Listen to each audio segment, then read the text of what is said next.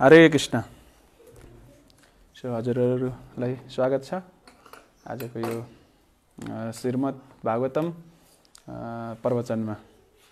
हामी पहिला सुरुमा जय राधा माधव कीर्तन गाउँछौँ र कीर्तन पश्चात हामी आज श्रीमद् भागवतम स्कंद 3 अध्याय 3 वृंदावन से बाहर भगवान की लीलाएं यो अध्याय अन्तर्गतको चाहिँ श्लोक संख्या 28 माथि चर्चा गर्नेछौँ। हरे कृष्ण। जय राधा माधव कुंज बिहारी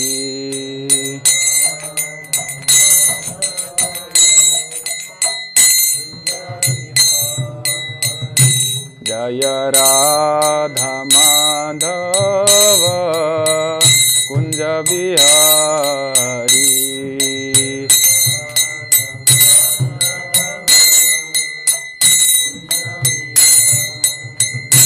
जय गोपीजन वल्लभ गिरिवरधारी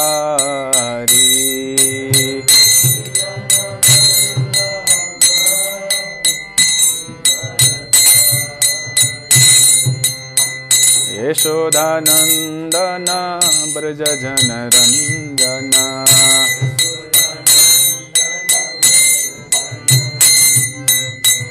यशोदानंदन ब्रज जन रंजना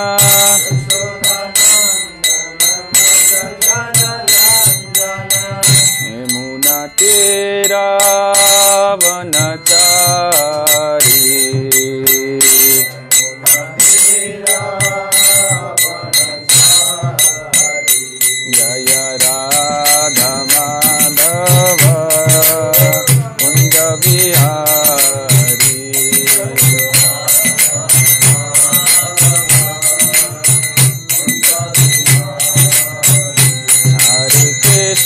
हरे कृष्णा कृष्णा कृष्णा हरे हरे हरे राम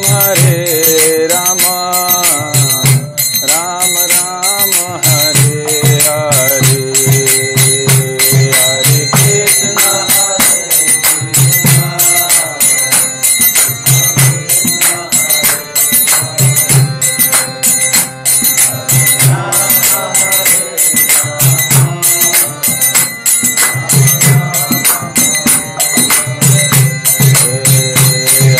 कृष्णा हरे कृष्णा कृष्णा कृष्णा हरे हरे हरे राम राम राम हरे हरे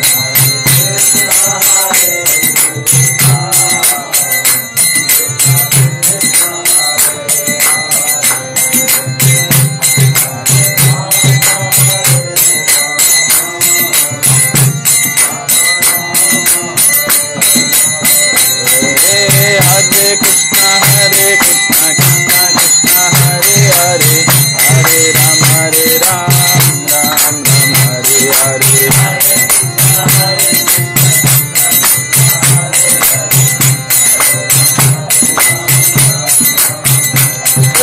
हरे कृष्णा कृष्णा कृष्णा हरे हरे हरे राम राम राम हरे हरे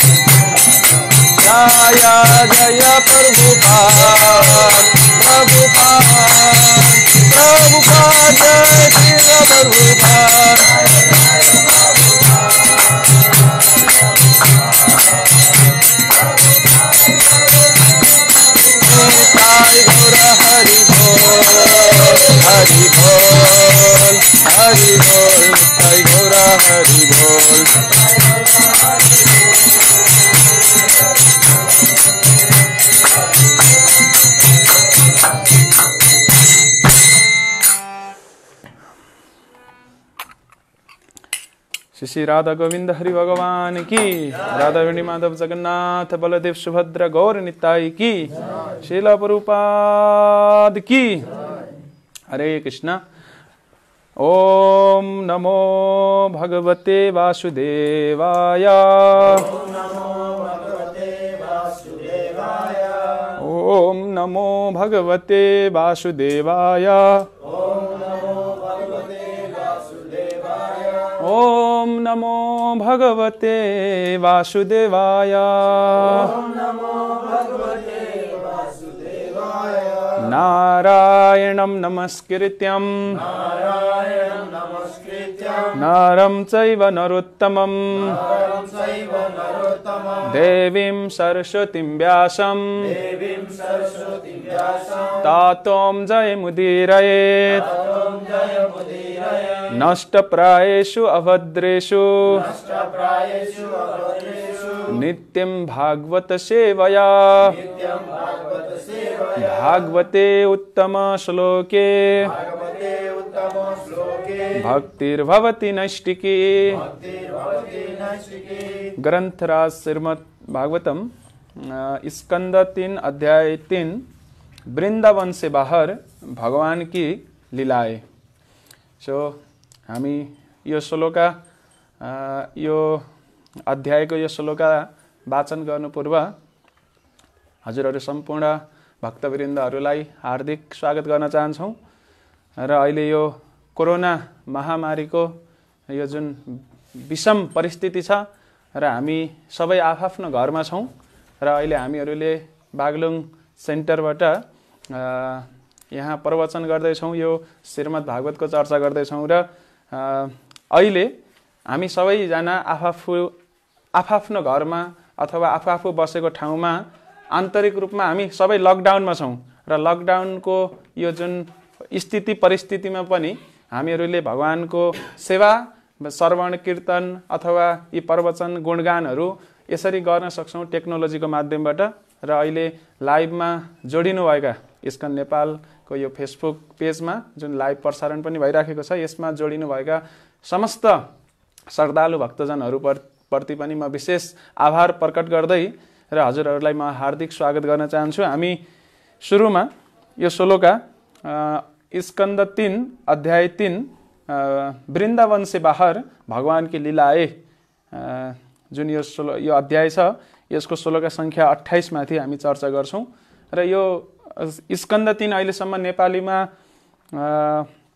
छैन, त्यसो हुनाले नेपालीमा यो प्रकाशन भइसकेको छैन र हामीसँग अंग्रेजी अथवा हिन्दी यो दुईवटा मध्ये एउटा प्रयोग गर्नुपर्ने स्थिति छ। त्यही भएर हामीहरूले सोच्यौं कि हिन्दीमा यदि वाचन गर्यो भनेपछि बुझ्न सजिलो हुन्छ होला भनेर हामी हिन्दीबाट पढ्दैछौं र त्यसपश्चात हामी यसमाथि चर्चा गर्नेछौं।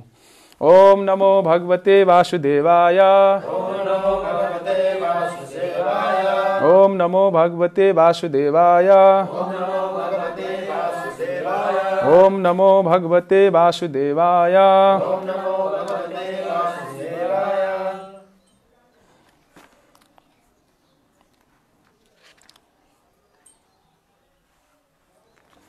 मसँग दोहोऱ्याउन सक्नुहुन्छ।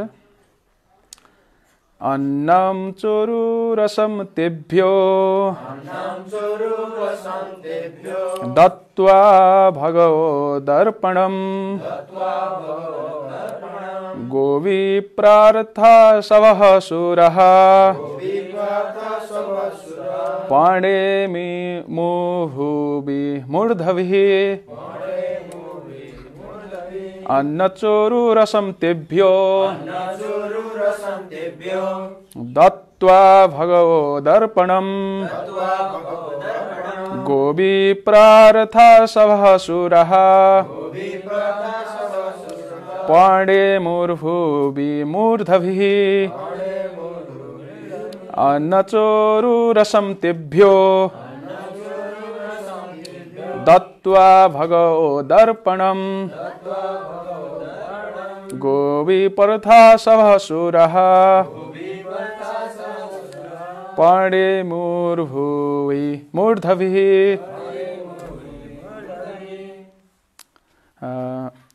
म चाहिँ यसको शब्दार्थ र अनुवाद तात्पर्य पढ्छु। मसँगै शब्दार्थ दोहोऱ्याउन सक्नुहुन्छ।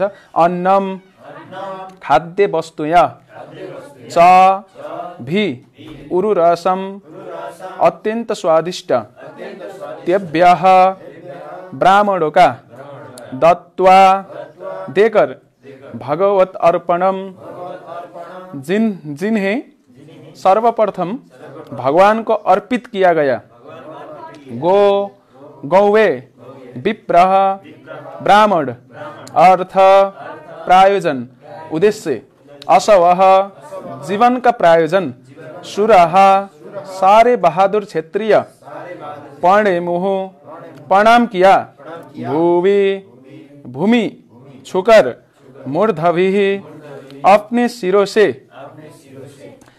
अनुवाद तात्पर्य श्रील प्रभुपाद द्वारा श्रील प्रभुपाद की। तत्पश्चात उन्होंने सर्वप्रथम भगवान को अर्पित किया गया अत्यंत स्वादिष्ट भोजन उन ब्राह्मणों को भेंट किया और तब अपने सिरों से भूमि का स्पर्श करते हुए उन्हें सादर नमस्कार किया। वे गौवे तथा ब्राह्मणों की रक्षा करते हुए भली भांति रहने लगे। तात्पर्य प्रभास तीर्थ स्थल में यदुवंशियों द्वारा प्रदर्शित आचरण सुसंस्कृत तथा मानव सिद्धि के सर्वथा अनुरूप था। मानव जीवन की सिद्धि सभ्यता के निम्नलिखित 3 सिद्धांतों द्वारा प्राप्त की जाती है। ये है गौओं की रक्षा करना, ब्राह्मण संस्कृति को बनाए रखना तथा सर्वोपरि है भगवत भक्त बनना। भगवत भक्त बने बिना कोई मनुष्य अपने मानव जीवन को पूर्ण नहीं बना सकता। मानव जीवन की पूर्णता आध्यात्मिक जगत तक ऊपर उठना है, जहां न जन्म है न मृत्यु है, न रोग न वृद्ध अवस्था। मानव जीवन का परम उद्देश्य यही सर्वोच्च सिद्धि है। इस उद्देश्य के बिना तथाकथित सुख सुविधाओं में कोई कितनी ही उन्नति क्यों न करे, उससे मनुष्य जीवन की पराजय ही होती है। ब्राह्मण तथा वैष्णवजन ऐसी कोई खाद्य वस्तु स्वीकार नहीं करते जो पहले से भगवान को अर्पित न की जा चुकी हो। भगवान को अर्पित भोज्य वस्तु भक्तों द्वारा भगवत कृपा के रूप में स्वीकार की जाती है। आखिर भगवान ही सब प्रकार का भोज्य पदार्थ मनुष्यों तथा पशुओं को प्रदान करते हैं। मनुष्य को इस तथ्य के प्रति सचेत रहना चाहिए कि समस्त खाद्य पदार्थ यथा अन्न, शाक, दूध, जल इत्यादि जो कि जीवन की मुख्य आवश्यकता है, भगवान द्वारा मनुष्य को प्रदान की जाती है। उन्हें न तो किसी विद्वान द्वारा न भौतिकतावादी द्वारा मानव प्रयास के स्थापित की गई है। प्रयोगशाला या फैक्ट्री में तैयार की जा सकता है। बुद्धिमान श्रेणी के लोग ब्राह्मण कहलाते हैं और जिन्होंने परम ब्रह्म के परम साकार रूप में उनका साक्षात्कार किया है वो वैष्णव कहलाता है। किंतु दोनों ही यज्ञ के उशिष्ट को भोज्य पदार्थ के रूप में ग्रहण करते हैं। यज्ञ अंततः यज्ञ पुरुष विष्णु को तुष्ट करने के निमित्त है। भगवद गीता 3:13 में कहा गया है कि जो यज्ञ उशिष्ट को भोज्य पदार्थ के रूप में ग्रहण करता है वो समस्त पापों से छूट जाता है और जो अपने शरीर के पालन पोषण के लिए भोजन बनाता है वो सभी तरह के कष्टप्रद पाप ग्रहण करता है। प्रभास तीर्थ स्थल में प्रामाणिक ब्राह्मण को भेंट देने के लिए यदुओं ने जो भोज्य पदार्थ तैयार कराया था वो सभी भगवान विष्णु को अर्पित किए गए थे। यदुओं ने अपने सिरों से भूमि का स्पर्श करते हुए सादर नमस्कार किया। वैदिक संस्कृति में चाहे यदुगण हो या अन्य कोई प्रबुद्ध परिवार, उन्हें विभिन्न वर्णों के मध्य सेवा के पूर्ण सहयोग द्वारा मानव सिद्धि प्राप्ति के लिए प्रशिक्षण दिया जाता है। उरु रसम शब्द भी यहाँ पर महत्वपूर्ण है। अन्न, शाक तथा दूध को मिलाकर सैकड़ों प्रकार के स्वादिष्ट व्यंजन तैयार किए जा सकते हैं। ऐसे समस्त व्यंजन सात्विक होते हैं, अतएव इन्हें भगवान को अर्पित किया जा सकता है। जैसा कि भागवत गीता 3:13 में कहा गया है कि भगवान केवल फल, फूल, पत्ती तथा तरल पदार्थ से तैयार भोज्य पदार्थ को ही स्वीकार करते हैं, बशर्ते कि वही पूर्ण भक्ति के साथ अर्पित किए जाए। भक्ति ही भगवान को प्रामाणिक भेंट की एकमात्र कसौटी है। भगवान आश्वासन देते हैं कि भक्तों के द्वारा अर्पित ऐसे भोज्य पदार्थ वे अवश्य खाते हैं। इस तरह सभी दृष्टियों से निर्णय करने पर यदुगण पूर्ण रूपेण प्रशिक्षित सभ्य पुरुष थे और ब्राह्मण मुनियों द्वारा उनका शापित होना एकमात्र भगवान की इच्छा के फलस्वरूप था। यह समूची घटना समस्त संबद्ध लोगों के लिए चेतावनी थी कि ब्राह्मण तथा वैष्णवों के साथ किसी को अनुचित व्यवहार नहीं करना चाहिए। इस प्रकार श्रीमद् भागवत के 3 स्कंद के अंतर्गत वृंदावन से बाहर भगवान की लीलाएं नामक 3 अध्याय के भक्ति वेदांत तात्पर्य पूर्ण हुए। ओम अज्ञानतिमिरान्धस्य ज्ञानाञ्जनशलाकया चक्षुरुन्मीलितं येन तस्मै श्री गुरुवे नमः। श्री चैतन्य मनोविष्टं स्थापितं येन भूतले स्वयं रूपः कदा मह्यं ददाति सोपदान्तिकम्। जय श्री कृष्ण चैतन्य प्रभु नित्यानंद श्री अद्वैत गदाधर श्रीवासादि गौर भक्त वृंद। हरे कृष्णा कृष्णा कृष्णा हरे हरे, हरे राम राम राम हरे हरे। मुखम करोति वाचलम पांगुम लंघयते गिरिम यत्कृपाः तमहं वन्दे श्री गुरुन् दीनतारिणम् परमानंद माधवम श्री चैतन्य ईश्वरम। हरि ओम तत्सत। सो हरे कृष्ण, फेरि एकपटक हार्दिक स्वागत गर्दै आजको यो श्रीमद् भागवतमको प्रवचनलाई हामी अगाडि बढाउँदैछौँ। र यहाँ चाहिँ श्रीमद् भागवतम स्कंद 3 अध्याय 3 वृंदावन से बाहर भगवान की लीलाएं, यो अन्तर्गत श्लोक संख्या 28 हामी आज चर्चा गर्दैछौँ। हामीहरूले यो हिन्दीमा वाचन गऱ्यौँ र सर्टसर्ती कतिले के बुझ्नुभयो, त्यसो त मेरो हिन्दी त्यति राम्रो छैन र हिन्दी उच्चारणमा पनि केही कठिनाइ हुँदै बोलेको हुँदाखेरि यसबाट तपाईहरूले केही नबुझ्नु भएको र गाह्रो परेको भए म क्षमा प्रार्थी छु। र आज निकै महत्त्वपूर्ण श्लोका यहाँ भागवतमको यो खण्डमा आएको छ कि भगवान श्रीकृष्ण जो चाहिँ जसलाई गोपाल भनिन्छ, जसलाई गोविन्द भनिन्छ, ती गोपाल र ती गोविन्दका जुन वंशज छन्, यदुवंशी उहाँका सदस्यहरू छन्, उनीहरू जब यो भगवान श्रीकृष्णको अन्त्य लीला पृथ्वीमा चल्दै थियो, भगवान श्रीकृष्ण आफ्नो स्वधाम फिर्तीको तयारी गर्ने क्रममा सम्पूर्ण यदुवंशीहरूलाई उहाँको निर्देशनमा, उहाँको इच्छा अनुसार तीर्थाटनका लागि पठाइन्छ र त्यो बेलामा उहाँहरू प्रवास क्षेत्रमा पुग्नुहुन्छ र त्यहाँ पुगेर उहाँहरूले वैष्णव ब्राह्मणहरूलाई भोजन खुवाउनुहुन्छ, सम्मान गर्नुहुन्छ र यसरी वैष्णव ब्राह्मणहरूलाई भोजन अर्पण गर्नु कति महत्त्वपूर्ण छ, गाईको संरक्षण गर्नु कति महत्त्वपूर्ण छ, यो सन्दर्भमा आजको यो श्लोका केन्द्रित भएको छ। त्यसो त हिजो अस्तिका वक्ताहरूले पनि, जुन हाम्रो यो स्कन नेपालमा अहिले नियमित प्रसारण भइराखेको छ, अन्य वक्ताहरूले पनि यसको विषयमा धेरै विस्तृत जानकारी दिइसक्नु भएको छ हैन। कसरी भगवानले यो अन्त्यलीला गर्नुभयो र भगवान जो चाहिँ सच्चिदानन्दमय हुनुहुन्छ, जो जन्म मृत्युको चक्रभन्दा माथि हुनुहुन्छ, उहाँ चाहिँ किन जन्मिएको जस्तो यो लीला देखिन्छ, अथवा फेरि भगवान श्रीकृष्ण आफ्नो स्वधाम फिर्ती हुने क्रममा एउटा बेधाको जुन बाण छ त्यो चाहिँ खुट्टामा आफ्नो खुट्टामा लागे पछाडि कसरी उहाँ स्वधाम फिर्ती हुन सक्नुहुन्छ, यसको बारेमा सम्पूर्ण रहस्य तात्पर्यहरू सम्पूर्ण कुराहरू चाहिँ अग्रज भक्तहरूले यसभन्दा अगाडि बताइसक्नु भएको छ। त्यही भएर मलाई जहाँसम्म लाग्छ त्यो विषयमा हामी आज त्यति केन्द्रित हुनु नपर्ला र हिजो अस्तिका वक्ताहरूको हामीहरूले श्रवण गर्न सक्छौँ यदि हिजो अस्ति छुटाएको छौँ भनेपछि। तर आज हामी चाहिँ यहाँ निकै महत्त्वपूर्ण सिद्धान्तको बारेमा चर्चा गर्दैछौँ कि श्रील प्रभुपादजीले बताउनुहुन्छ कोही पनि सुसंस्कृत व्यक्ति छ भने अथवा यो चाहिँ एउटा सिभिलाइज सोसाइटी भनौँ, सभ्य समाज छ भने सभ्य समाजमा विशेष गरेर गाईको रक्षा अनिवार्य छ र त्यसै गरेर ब्राह्मण संस्कृतिको रक्षा अनिवार्य छ र भगवानको भक्त बन्न अनिवार्य छ।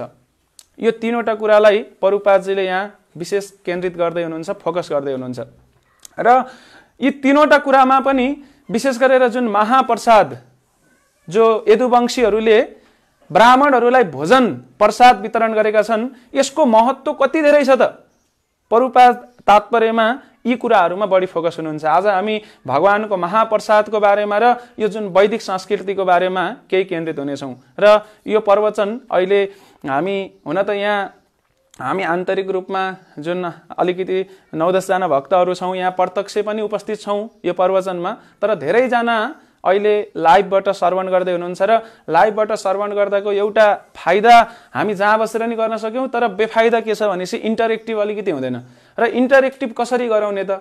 अब हजुरहरूलाई कुनै पनि प्रश्न आयो भनेपछि अहिले हामीसँग भएको एउटा मात्र सुविधा भनेको तपाईँहरूले कमेन्ट बक्समा गएर प्रश्न सोध्न सक्नुहुन्छ अथवा तपाईँहरूको धारणा सोध्न सक्नुहुन्छ। हामीहरूले यो प्रवचनको अन्त्यमा यदि हजुरहरूका यो प्रवचनको क्रममा कुनै प्रश्नहरू छन् भने ती प्रश्नहरूमाथि पनि केही चर्चा गर्ने र त्यसको उत्तर खोज्ने प्रयास पनि गर्नेछौँ। त्यही भएर मेरो अनुरोध छ कि प्रश्नहरू आयो भने चाहिँ तपाईँहरूले कमेन्ट बक्समा राख्न सक्नुहुन्छ। हामी यो प्रवचनको अन्त्यमा तीमाथि पनि केही छलफल गर्नेछौँ। र यहाँ चाहिँ प्रभुपादजीले भगवत गीताको अध्याय जुन 3 छ, अध्याय 3 को श्लोका संख्या 13 लाई विशेष फोकस गर्दै हुनुहुन्छ कि भगवानलाई नचढाइकिनी कुनै पनि कुरा ग्रहण गर्नु हुँदैन।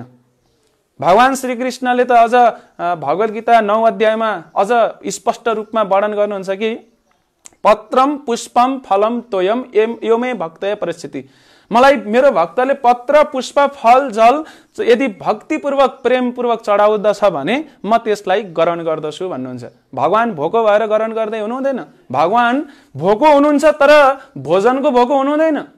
भगवानलाई सहस्र लक्ष्मीहरूले वैकुण्ठ जगतमा गोलोक वृन्दावनमा सेवा गर्दैछन्। लाखौंको संख्यामा जुन गोपीहरू हुनुहुन्छ, लक्ष्मीहरू हुनुहुन्छ, उहाँहरूले भगवानलाई हर बखत सेवा गरिराख्नु भएको छ। त्यही भएर हामीहरूले चढाएको अलिकति एक थाल भातको अथवा दालको सब्जीको भगवानलाई कुनै जरुरी छैन। अलिकति स्याउ केरा अथवा यस्ता कुराहरूको भगवानलाई केही जरुरी छैन। भगवानलाई अलिकति एक गिलास पानीको जरुरी छैन। तर भगवान चाहनुहुन्छ, भगवानले भन्नुहुन्छ कि मलाई मेरा भक्तहरूले यदि प्रेमपूर्वक पत्र पुष्प फल जल यो कुरा चढाउँछन् भने म त्यसलाई स्वीकार गर्छु। त्यही भएर यो भक्तिको सिद्धान्त पनि हो कि एउटा भक्तले के सोच्छ भन्दाखेरि मसँग केही पनि छैन, स्वामित्व केही पनि छैन, भगवानलाई दिनका लागि मसँग के नै छ र, जे पनि छ सबै भगवानकै हो। भगवानको सृष्टि रचनामा भगवानको स्वामित्वमा नभएको केही पनि कुरा छैन।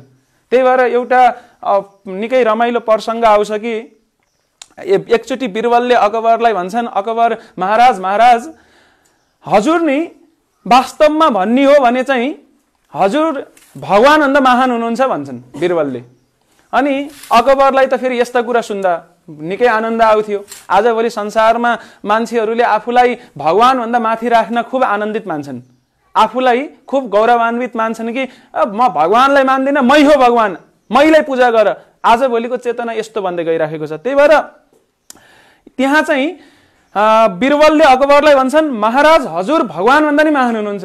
अनि अकबरले बिरबललाई सोध्छन् कि तिमीले भन्न त भन्यौ तर कसरी मान्छु यसको पनि व्याख्या गर्दैौ न भनेपछि बिरबलले अकबरलाई भन्छन् कि महाराज हजुरले एउटा काम यस्तो गर्न सक्नुहुन्छ जुन भगवानले नि गर्न सक्नुहुन्न रे।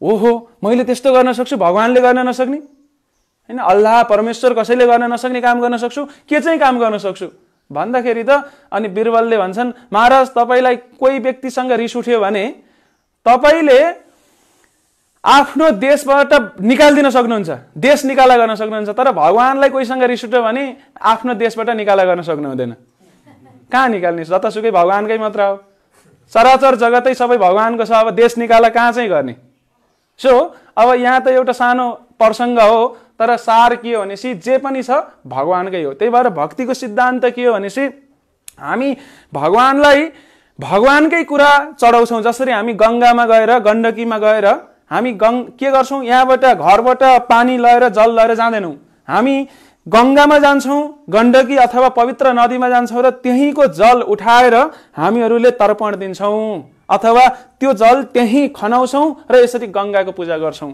र त्यसबाट गंगा प्रसन्न हुनुहुन्छ ठीक त्यसै गरेर भगवानको भक्तिमा पनि सिद्धान्त के हो भने पछाडी निर्बन्धे कृष्ण सम्बन्धे युक्त वैराग्य उच्यते जे पनि छ त्यसलाई भगवानको सेवामा प्रयोग गर्ने अहिले यत्रो जुन फेसबुक छ युट्युब छन् विभिन्न टेक्नोलोजीहरु छन् मोबाइलहरु छन् र यो लकडाउनको बेलामा सबै आफ्नो घरमा लक्ड भएर बसेको स्थितिमा पनि भगवानको सेवा गर्न सकिँदो रहेछ यही हो भक्तिको सुन्दर पक्ष भगवानद्वारा दिएका कुराहरू चाहे यो मोबाइल वैज्ञानिकहरूले किन नबनाएका हुन् तर यसमा पनि भगवानकै देन छ भगवानले यदि वैज्ञानिकलाई त्यो बुद्धि नदिएको भए यी मोबाइल जस्ता उपकरणहरू सिर्जना हुने थिएनन् र वैज्ञानिकहरूले जे पदार्थहरू सामग्रीहरू प्रयोग गरेर मोबाइल अथवा यी विभिन्न आधुनिक उपकरणहरू बनाइराखेका छन् ती सामग्रीहरू अन्ततोगत्तो भगवानले नै प्रदान गर्नुभएका सामग्रीहरू हुन् त्यही भएर हामी चाहिँ भगवानका कुराहरू भगवानलाई नै के गर्दैछौं चढाउँदैछौं जसरी एउटा बुवालाई उसको सानो बच्चाले छोरा अथवा छोरीले केही कुरा चाहिँ प्रेमपूर्वक दिए पछाडी हुन सक्छ भलै त्यो सामान किन्नका लागि पैसा बुवाले नै दिनुभएको थियो तर छोरा र छोरीले ती पदार्थहरू ती कुराहरू बुवालाई नै दिए पछाडी बुवा खुसी हुनुहुन्छ आफ्नै सामग्री आफैलाई फिर्ता आएको छ तर कसले दिएको छ छोरा छोरीले र त्यसमा चाहिँ प्रेम देखिन्छ र ठीक त्यसै गरेर भगवानले पनि जब हामीले पत्र पुष्प फल जल यस्ता पदार्थहरू यस्ता कुराहरू चढाउँछौं भगवान के गर्नुहुन्छ निकै प्रसन्न हुनुहुन्छ र स्वीकार गर्नुहुन्छ त्यही भएर भगवान भोजनको भोको हुनुहुँदैन भगवान प्रेमको भोको हुनुहुन्छ जब भगवान भोजनको भोको हुनुहुँदो त जब भगवान हस्तिनापुरमा जानुभएको थियो दुर्योधनका 56 व्यञ्जन 84 व्यञ्जन सामग्रीहरू भगवानलाई खुवाउनका लागि तयार थिए तर भगवान चाहिँ त्यो दुर्योधनको हृदयमा भगवानप्रति आफूप्रति प्रेम नदेखेर भगवानले के गर्नुहुन्छ त्यो 56 व्यञ्जनलाई त्याग गरेर 84 व्यञ्जनलाई त्याग गरेर विदुरको घरमा जानुहुन्छ जो चाहिँ अत्यन्त सामान्य सरल जीवन यापन बिताइराख्नु भएको थियो अथवा एक किसिमले गरीबको जीवन बिताइराख्नु भएको थियो र उहाँको घरमा गए पछाडी उहाँ त भक्त हुनुहुन्थ्यो र विदुरकी श्रीमती विदुरानी पनि भक्त हुनुहुन्थ्यो त्यही भएर भगवान जब आफ्नो घरमा आएको देख्नुहुन्छ विदुरानीले प्रेमले वशीभूत भएर प्रेमले प्रेरित भएर विदुरानीले भगवानलाई केरा खुवाउन लाग्नुहुन्छ तर प्रेमले प्रेमा अञ्जन चुरिता भक्ति विलोचनेन आँखाभरि प्रेमको गाजल लागेको थियो त्यही भएर उहाँले जे देख्नु भएको थियो प्रेम मात्रै देख्नु भएको थियो त्यो एकदमै महत्त्वपूर्ण सिद्धान्त हो हामी संसार त्यस्तै देख्छौं जस्तो हामी छौं जस्तो आँखामा गाजल लगाएको छ त्यस्तै किसिमको संसार हामीले देख्छौं त्यही भएर रामायणमा नि निकै प्रख्यात उदाहरण आउँछ कि एउटा रामायणमा हनुमान चाहिँ जब दक्षिण भारतबाट उहाँ छलाङ मारेर लंका पुग्नुहुन्छ र लंका पुगे पछाडी जुन सुन्दरकाण्ड छ जहाँ चाहिँ हनुमान रावणको पुष्प वाटिकामा प्रवेश गर्छ र त्यो बगैँचामा प्रवेश गरेर सीता महारानीलाई भेट्छ यो निकै सुन्दर घटना छ र केही समय अगाडि एकजना महान राम भक्त हुनुभएको थियो जसको नाम थियो समर्थ रामदास गरेका एकजना महान राम भक्त हुनुहुन्थ्यो र उहाँले राम कथा निकै रोचक तरिकाले व्याख्या गर्नुहुन्थ्यो एकपटकको कुरा हो कि उहाँले रामायणको कथा गर्दै हुनुहुन्थ्यो र रामायण कथा गर्ने क्रममा उहाँले भन्नुहुन्छ कि जुन अशोक वाटिका छ त्यो जुन रावणको बगैँचा छ जहाँ सीता महारानीलाई लिएर राखिएको थियो त्यो बगैँचामा विभिन्न फूलहरू थिए त्यहाँ पर्खाल थिए, त्यहाँ रुखहरू थिए, त्यहाँ सीता महारानी बसिराख्नु भएको थियो। एवं रीतिले उहाँले व्याख्या गर्न सुरु गर्नुहुन्छ र त्यहाँ हनुमान प्रवेश गर्नुहुन्छ। हनुमान प्रवेश गर्ने बेलामा त्यहाँका फूलहरू चाहिँ सबै सेतो रङका थिए भनेर उहाँले आफ्नो प्रवचनमा व्याख्या गर्नुहुन्छ। र शास्त्रमा के पनि भनिन्छ भनेपछि हनुमान अहिले पनि पृथ्वीमा हुनुहुन्छ। हाम्रा यी आँखाले नदेख्ने अर्कै कुरा हो, महान भक्तहरूले अहिले पनि हनुमानलाई देख्न सक्नुहुन्छ। उहाँ फरक हिसाबले फरक डाइमेन्सनमा बस्नुहुन्छ भनेर हामीले यसरी शास्त्रमा चर्चा भएको पाउँछौँ कि यो रामको आदेशले गर्दाखेरि हनुमान अहिले पनि पृथ्वीमै हुनुहुन्छ। र भनिन्छ कि जहाँ जहाँ राम कथा प्रमाणिक स्रोतबाट हुन्छ त्यहाँ त्यहाँ हनुमान राम कथा श्रवण गर्नका लागि अवश्य नै पुग्नुहुन्छ। कैयौँचोटि श्रील प्रभुपादजीका लीलाहरूमा यस्ता घटना घटेका छन् कि जहाँ नारद मुनि आएर सुनेका प्रभुपादजीले इशारा गर्नुहुन्छ। नारद मुनि अथवा शिव वर्मा जस्ता देवताहरू समेत प्रभुपादजीको प्रवचनमा अथवा यो हरिनाम संकीर्तनमा भाग लिनलाई आएको भनेर अनुभूति गरेका धेरै प्रसङ्गहरू छन्। हामी त्यतातिर नजाउँ कि हनुमान जहाँ पनि रामकथा हुन्छ त्यहाँ पुग्नुहुन्छ भनिन्छ कि समर्थ रामदासले कथा गर्दै थिए र समर्थ रामदासले कथा गर्ने क्रममा हनुमान पनि त्यहाँ दिव्य रूपमा उपस्थित हुनुहुन्थ्यो, अरूले नदेख्ने रूपमा। र हनुमानले पनि ध्यानपूर्वक कथा श्रवण गरिराख्नु भएको थियो। तर एक्कासी जब समर्थ रामदासले भन्छन् त्यो अशोक वाटिकाका फूलहरू सेता थिए, सेतो रङका थिए। तर हनुमान त अब छक्क पर्नुहुन्छ, कन्फ्युज हुनुहुन्छ। उहाँलाई अन्यल त पर्छ, अरे समर्थ रामदास जस्तो प्रमाणिक गुरुले, प्रमाणिक भक्तले, भागवत वाचकले पनि यहाँ त गलत कुरा भन्दैछन्। कहाँ त्यो अशोक वाटिकामा फूलहरू सेता थिए, त्यहाँ त राता थिए। म आफै जानीले देखेको छु, यिनले त सेतो भन्दैछन्, यो त बर्बाद भयो। यिनले गलत तथ्य, यिनलाई कसैले गुरुले गलत भन्नुभएछ कि अथवा कहीँबाट गलत जानकारी लिएछन्, म सच्याउनु पर्यो भनेर उहाँ चाहिँ साक्षात प्रकट हुनुहुन्छ र समर्थ रामदासको अगाडि गएर भन्नुहुन्छ, समर्थ रामदासज्यू हजुरको प्रवचन राम्रो छ, मिठो छ, एकदमै राम्रो छ। तर समस्या कहाँ छ भने हजुरको जुन प्रवचनमा हजुरले भन्नुभयो नि अशोक वाटिकाका फूलहरू सेता छन् भनेर, होइन, सेता छैनन्। म त्यहाँ प्रवेश गरेर आएको मान्छे, व्यक्ति, बानर कि मैले देखेर आएको छु त्यहाँका फूलहरू राता छन्। अनि त्यसपछि समर्थ रामदासले भन्नुहुन्छ, होइन होइन, मलाई मेरो गुरुले सेता छन् भन्नुभएको थियो। मेरो गुरु प्रमाणिक हुनुहुन्छ, गुरु शिष्य परम्परामा हुनुहुन्छ, पक्का आफ्नो गुरुलाई फलो गर्नुहुन्छ र गुरुले भनेको गलत हुनै सक्दैन। होइन होइन, फूलहरू सेतै छन्। उहाँले पर्वत सेता छन् भनेर जिद्दी छोड्नु हुँदैन। हनुमानलाई तनाव हुन्छ, म गएर देखेर आएको व्यक्तिले भन्दैछु रातो छन्, राता थिए, समर्थ रामदासले भन्दैछन् सेता, कसरी हुन्छ? अब यो विवाद नसल्झे पछाडि उहाँहरूले भन्नुहुन्छ कि हनुमान त एक दिन मात्र त्यो बगैँचामा प्रवेश गर्नुभयो, तर सीता महारानी त त्यत्रो महिनौसम्म त्यो ठाउँमा बसेर आउनु भएको छ त्यो बगैँचामा। ल यो विवादलाई साम्य गर्नका लागि सीता महारानीले बोलाउँ। सीता महारानीलाई हनुमानले बोलाएपछि सीता महारानी पनि प्रकट हुनुहुन्छ र भन्नुहुन्छ कि हनुमान किन सम्झ्यौ भन्दाखेरि, माते हेर्नुहोस् न, समर्थ रामदासजीले प्रवचन गर्दै हुनुहुन्थ्यो, त्यो हजुर बसेको रावणले हजुरलाई राखेको बगैँचाका फूलहरू सेता छन् भन्दैछन् यिनले।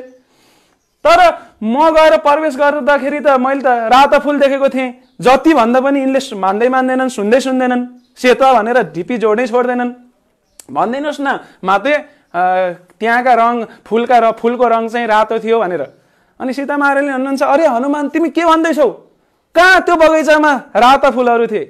सीता महारानीले भन्नुहुन्छ, त्यहाँ त सेता फूल, त्यहाँ त नीला फूलहरू थिए। अब त झन् विवाद के हुँदै गयो, चर्किँदै गयो। एउटा समर्थ रामदासले भन्छन् सेता, हनुमानले भन्छन् राता, र त्यही बसेकी सीता महारानीले भन्नुहुन्छ नीलो रङका थिए। अब त यो विवाद यस्तो बढ्दै गयो कि तैपनि समर्थ रामदासले आफ्नो जिद्दी छोड्दैनन्। होइन, मेरो गुरुले भन्नुभएको सेतै हुनुपर्छ, त्यही भएर त्यो बगैँचाका फूलहरूको रङ सेतो थियो भनेर उनले जिद्दी नछोडे पछाडि समर्थ रामदास हनुमान र सीता महारानी भएर रामको आह्वान गर्नुहुन्छ। रामचन्द्र भगवान आएर भन्नुहुन्छ, किन चाहिँ मलाई सम्झिनु भयो भन्दाखेरि त हेर्नुहोस् न भगवान, समस्या भयो। हजुर त सबै कुरा जान्नुहुन्छ, जुन रावणको बगैँचा छ जहाँ सीता महारानी बस्नु भएको थियो, त्यो बगैँचाका रङहरू, फूलका रङहरू मैले देखेको रातो थिए। तर समर्थ रामदासले भन्दैछन् प्रवचनमा सेता। फेरि सीता महारानीलाई यो समस्या सल्टाउनलाई बोलाएको, उहाँले भन्नुहुन्छ फेरि निलो निलो रङका थिए।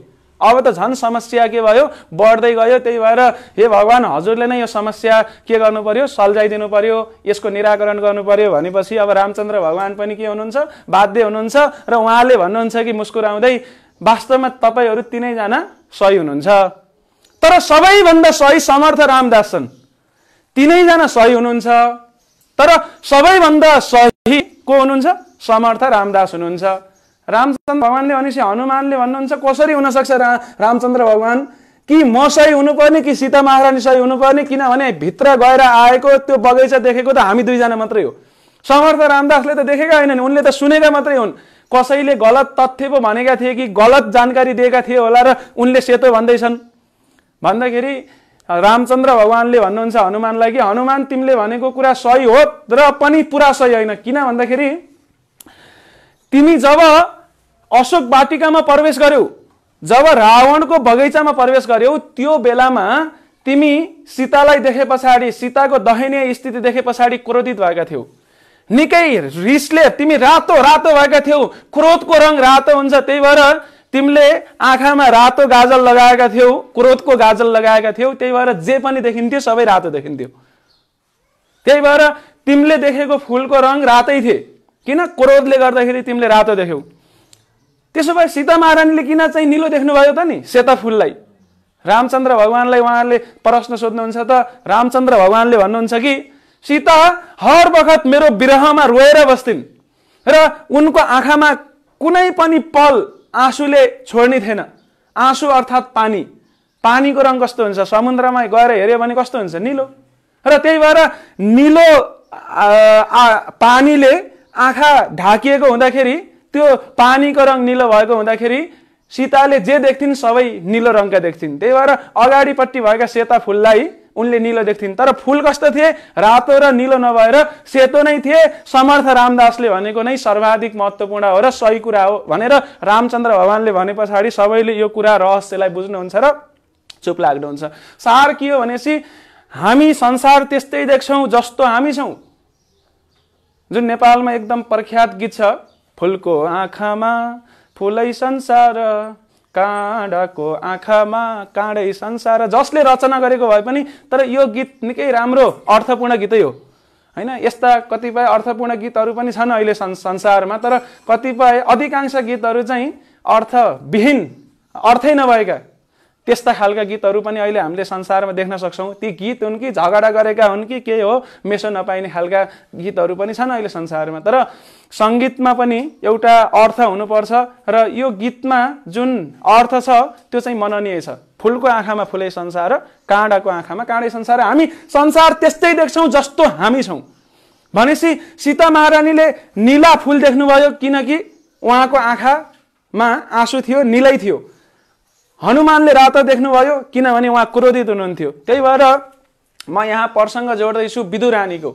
विदुरानीको आँखामा प्रेम थियो।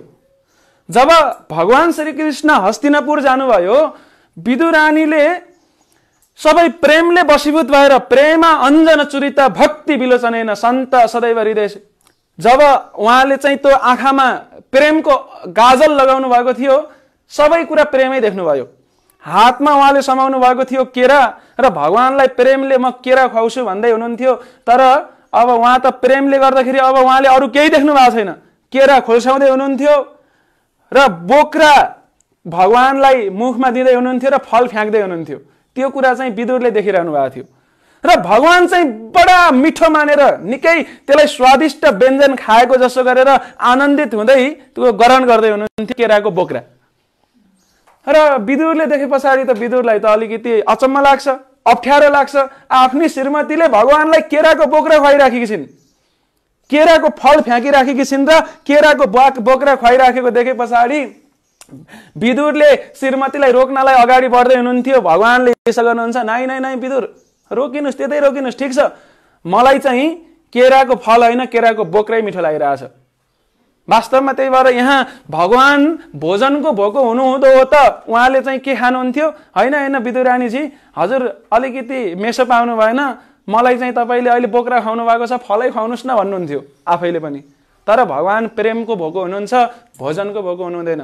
त्यही भएर यहाँ भगवान श्रीकृष्णले भगवत गीतामा अध्याय 3 श्लोका संख्या 13 मा पनि फेरि यो तथ्यलाई वर्णन गर्नुहुन्छ कि यज्ञ शिष्ट असिन शान्त मुच्यन्ते सर्व किल्बिषै भुजन्ते तेतु अघम पापम ए पच्यान्ति आत्मकारणात् भनेर अध्याय 3 श्लोका संख्या 13 मा पनि गीताको भगवानले वर्णन गर्नुहुन्छ कि कुनै पनि कुरा कसैले ग्रहण गर्दछ भने, कोही व्यक्तिले खान्छ भने त्यो पहिला सुरुमा यज्ञमा चढाएर खानुपर्छ, अर्थात् भगवानलाई चढाएर, भगवानले भन्नुहुन्छ कि मलाई चढाएर ग्रहण गर्नुपर्छ। त्यही भएर हामीहरूले कुनै पनि कुराहरू यत्तिकै भगवानलाई नचढाइकन खायौँ भनेपछि पाप खान्छौँ। अन्नमा चाहिँ पाप आएर बसेको हुन्छ।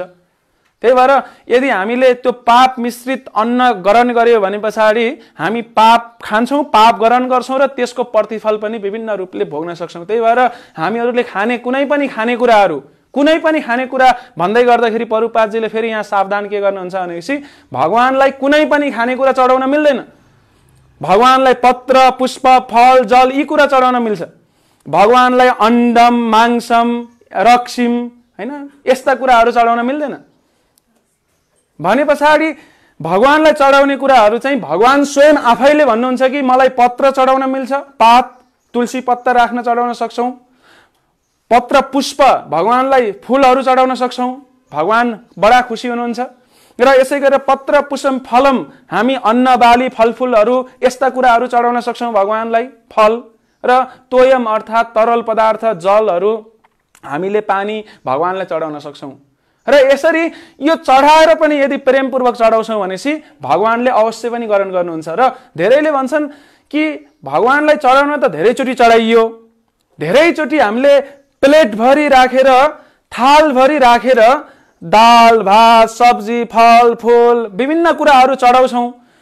भगवानले खानुहुन्छ भन्ने आशामा चढाएको, तर निकाल्न जाने बेलामा 10-15 मिनट भगवानको अगाडि, भगवानको विग्रह, तस्बिरको अगाडि राखेर निकाल्न जाने बेला त जतिको तति नै हुन्छ, कसरी खानुभयो? प्रश्न धेरैको यो आउन सक्छ कि जति चढाएको त्यति नै छ। अझ कसैले त अझ अलिकति एक स्टेप अगाडि जान चाहनुहुन्छ भनेपछि राख्ने बेलामा, भगवानलाई चढाउने बेलामा जति किलोको थियो अथवा जति ग्रामको भोजन थियो, झिक्ने बेला नि त्यति नै हुन्छ। खै त भगवानले खाए पछाडि त घट्नु पर्ने? धेरैको यो प्रश्न हुन्छ।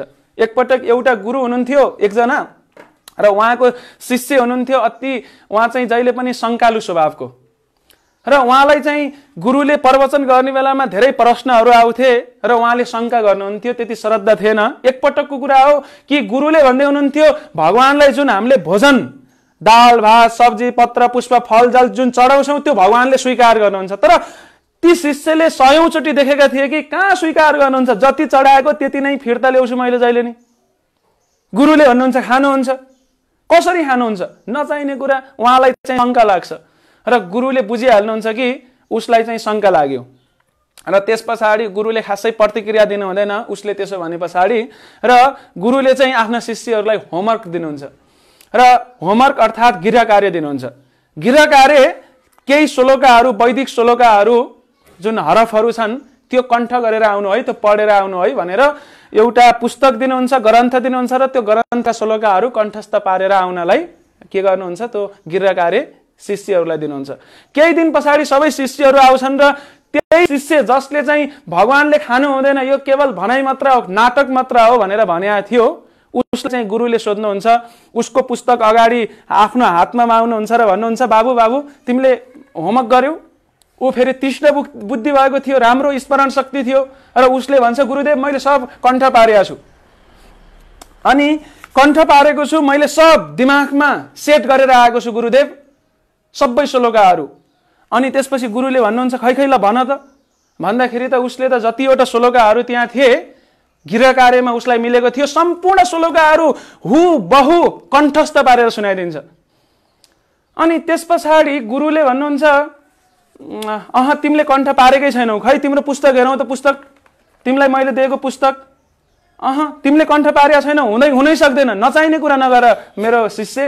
गुरुले भन्नुहुन्छ, शिष्यले भन्छ गुरुदेव कहाँ हजुरले यस्तो कुरा गर्नुहुन्छ, यी मैले कण्ठ पारेको छु। गुरुले भन्नुहुन्छ कहाँ कण्ठ पारेको भयो त, यहाँका श्लोकाहरू त यही छन् त, जुन पुस्तक दिएको त्यो श्लोक त त्यही नै बसिरहेछ, जस्तो दिएको थिएँ मैले त्यस्तै छ। त्यही छ भनेपछि कसरी तिम्रो दिमागमा आयो त्यो? अनि गुरुले त्यस्तो भने पछाडि शिष्यले भन्नुहुन्छ, गुरुदेव यहाँ पनि छ, यहाँ पनि छ क्या, यहाँ जस्ताको तस्तै छ त्यहाँ पुस्तकमा, र सँगसँगै त्यो मेरो दिमागभित्र पनि सेट भएर बसिरहेछ। गुरुले भन्नुहुन्छ कि भगवानले त्यस्तै गर्न सक्नुहुन्न, थालमा जस्ताको तस्तै जति चढाएको त्यति नै छ, तर सँगसँगै भगवानले पनि ग्रहण पनि गरिसक्नु भएको छ। तर हामीले के देख्छौँ, यो किताबमा श्लोकहरू जस्ताको तस्तै छन्, त्यही भएर हामीहरूले यो कण्ठ गर्न सक्दैनौँ, ग्रहण गर्न सक्दैनौँ भनेर सोचिरहेका हुन्छौँ। तर त्यो गलत हो। भगवानले भलै जति हामीले चढाएका छौँ त्यो त्यति नै मात्रामा फिर्ता दिनुभयो भने पनि यो कुरा हामीले के बुझ्नुपर्छ, के कुरा हामीले गम्भीर भएर बुझ्नुपर्छ भने त्यो कुरा भगवानले ग्रहण गरिसक्नु भएको छ, र ग्रहण गरे पछाडि जुन कुरा हामीलाई आउँछ त्यो प्रसादको रूपमा आउँछ। र यो चैतन्य चरितामृतमा त अझ यो जुन महाप्रसादको जुन महत्त्व छ अत्यन्त सुन्दर तरिकाले व्याख्या भएको छ। त्यहाँ चाहिँ चैतन्य महाप्रभुको सन्दर्भमा अन्त्य लीलामा महाप्रसादको प्रसङ्ग छ। जब चैतन्य महाप्रभु आफ्नो अन्त्य लीलामा हुनुहुन्थ्यो, अर्थात् उहाँ चाहिँ जगन्नाथपुरीमा हुनुहुन्थ्यो, र जगन्नाथपुरीमा भएको बेलामा चैतन्य महाप्रभुलाई भेट्नका लागि वर्षेनी बङ्गालबाट, वेस्ट बङ्गालबाट भक्तहरू जानुहुन्थ्यो। र हरेक साल विशेष गरेर यो चतुर्मासको समयमा बङ्गालका भक्तहरू जानुहुन्थ्यो। र एकपटकको कुरा हो कि बङ्गालबाट कृष्णदास नाम गरेका एकजना, कृष्णदास अथवा यस्तै नाम म कन्फ्युज भएको हुन सक्छु, कृष्णदास नाम गरेका एकजना व्यक्ति, ती भक्त चाहिँ चैतन्य महाप्रभुलाई भेट्नका लागि भनेर जगन्नाथपुरीमा जान्छन्। र जगन्नाथपुरीमा गएको बखतमा भगवान चैतन्य महाप्रभुले ती बङ्गालबाट आएका भक्तहरूलाई स्वागत गर्नुहुन्छ, जसमध्ये उनी पनि थिए। र उनले चाहिँ एकपटक के गर्छन् भनेपछि भगवान चैतन्य महाप्रभु चाहिँ जब जगन्नाथको दर्शन गर्नलाई जानुहुन्थ्यो, जुन जगन्नाथको दर्शन गर्नका लागि उत्तरपट्टिबाट 22वटा खुड्किलाहरू चढेर जगन्नाथ मन्दिरमा जाने जुन द्वार छ, त्यो द्वारको 22वटा खुड्किलाको तलपट्टि एउटा सानो खाडल छ, जहाँ चैतन्य महाप्रभुले आफ्ना खुट्टाहरू धोएर, चरण धोएर जानुहुन्थ्यो। र चैतन्य महाप्रभुको चरण जुन धोएको ठाउँ छ त्यहाँको जल अरूले ग्रहण गर्न सक्छन् भनेर आफ्ना सम्पूर्ण सेवकहरू, भक्तहरूलाई उहाँले चैतन्य महाप्रभुले आज्ञा दिनुभएको थियो कि, कठोर आज्ञा दिनुभएको थियो, कसैले पनि मैले यो खुट्टा धोएको जल खाने होइन। चैतन्य महाप्रभुको आदेश निकै कडा हुन्थ्यो, र त्यो आदेशको कारणले गर्दाखेरि कसैले पनि चैतन्य महाप्रभुको त चरण जल खाने इच्छा भए पनि उहाँहरूले खानुहुन्थेन। र तर जब ती व्यक्ति बङ्गालबाट जान्छन्, उनी गए पछाडि कृष्णदास, कालिदास के चाहिँ नाम छ, मैले अलिकति कन्फ्युज भएँ, कि उहाँ त्यहाँ पुगे पछाडि चैतन्य महाप्रभु जब जाँदै हुनुहुन्थ्यो, उनलाई त थाहा थिएन त्यहाँको नियमको बारेमा। त्यही भएर चैतन्य महाप्रभुले चरण धुन लागेको बेलामा उनी चाहिँ चरणबाट जुन बगेको जल छ आफ्नो अञ्जलीमा थाप्छन्। र चैतन्य महाप्रभुको आदेश के छ थाहा छैन, अरू सेवकहरूलाई थाहा थियो। अब चैतन्य महाप्रभु रिसले क्रोधित हुनुहुन्छ, आगो बन्नुहुन्छ भनेर, तर उनी चाहिँ निर्धक्कसँग त्यो जल ग्रहण गर्छन्। चैतन्य महाप्रभुले रोक्नु हुँदैन। एकचोटि ग्रहण गरे, दोस्रो चोटि पनि ग्रहण गरे, र तेस्रो चोटि ग्रहण गर्ने बेला अरे मैले तिम्रो इच्छा पुरा गर्ने त कृष्णदास, उहाँले चाहिँ उहाँलाई रोक्नुहुन्छ। अनि त्यस पछाडि अरू भक्तहरू पनि अब यसमा छक्क पर्नुहुन्छ, भगवानले कस्तो कृपा गर्नुभयो उहाँलाई, हामीलाई त यस्तो गर्नुभएको छैन। यसरी चाहिँ चैतन्य महाप्रभु कहाँ जानुहुन्छ भन्दाखेरि जगन्नाथको दर्शन गर्नुहुन्छ, र फेरि जगन्नाथको दर्शन गरेर आफ्नो निवासमा फर्किनुहुन्छ। र त्यो बेलामा ती भक्तले चैतन्य महाप्रभुको निवासको बाहिर रहेर भगवानको जुन महाप्रसाद छ, भगवानले ग्रहण गरेको प्रसाद, त्यो चाहिँ मैले पाउँछु कि भनेर आशा गरेर बसिराखेका थिए। चैतन्य महाप्रभुलाई थाहा भयो र चैतन्य महाप्रभुले आफ्ना सेवकहरूलाई आदेश दिनुहुन्छ कि बाहिर चाहिँ यो बङ्गालबाट आएको यो भक्त छ, उसलाई चाहिँ मेरो प्रसाद दिनु। उहाँले स्वीकृति दिनुहुन्छ।